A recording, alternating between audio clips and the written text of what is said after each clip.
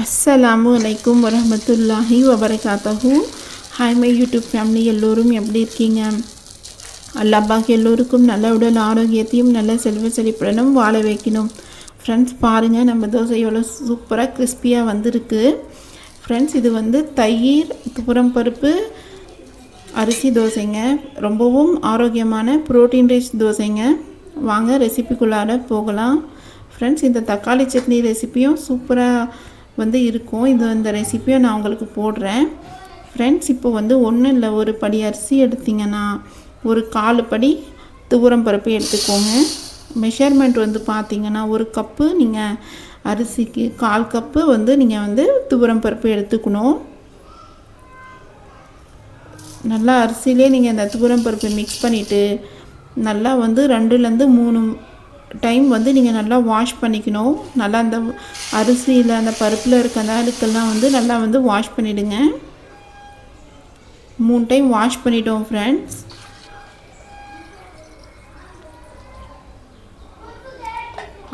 இந்த பருப்பு அரிசி வந்து பார்த்திங்கன்னா நம்ம வந்து 3லேருந்து ஒரு 4 மணி நேரம் வந்து ஊற வைக்கலாம் ஃப்ரெண்ட்ஸ். இப்போ தண்ணி ஆட் பண்ணிடலாம். ஒரு 2 மணி நேரம் நீங்கள் வந்து ஃப்ரெண்ட்ஸ் ஊற வச்சு நீங்கள் மிக்ஸியில் அடிச்சிங்கன்னா கூட இது வந்து அரைஞ்சிடும். நல்லா வந்து ஊற வச்சுக்கணும். முதல்ல நீங்கள் ஒரு 500 ml தண்ணி போட்டிருக்கேன் ஃப்ரெண்ட்ஸ், 1/2 லிட்டர் தண்ணி. நல்லா வந்து ஒரு 3லேருந்து 4 மணி நேரம் வந்து நம்ம மூடி போட்டு வச்சிடலாம் ஃப்ரெண்ட்ஸ். இப்போ வந்து பார்த்திங்கன்னா 4 மணி நேரம் ஆயிடுச்சுங்க. இப்போ கொஞ்சம் கொஞ்சம் போட்டு நம்ம மிக்ஸி ஜாரில் இந்த அரிசி பருப்பு அரைச்சிக்கணும். தோசை பதத்துக்கு இந்த தோசை பதத்து மாவுக்கு வந்து நம்ம வந்து அரைச்சிக்கணும்.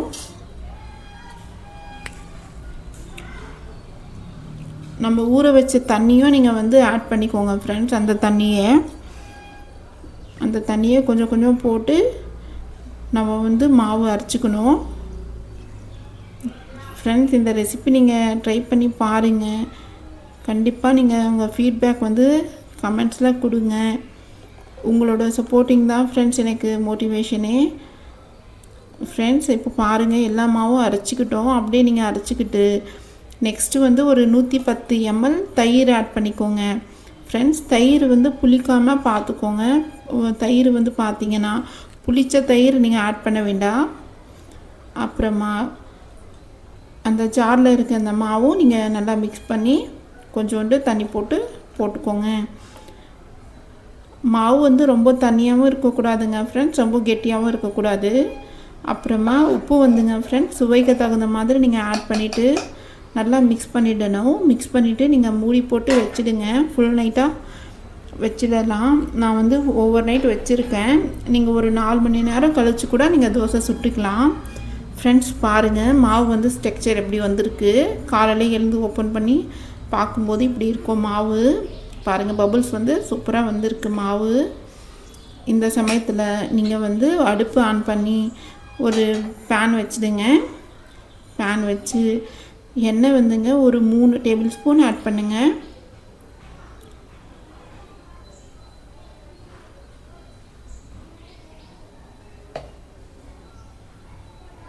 அப்புறமா சீரகம் வந்து 1/2 டேபிள் ஸ்பூன் எடுத்துக்கோங்க. மிளகா 2லேருந்து 4 எடுத்துக்கோங்க. கறிவேப்பிலை கொஞ்சோண்டு எடுத்துக்கோங்க. முதல்ல சீரகம் வந்து நல்லா பொரிச்சிடுங்க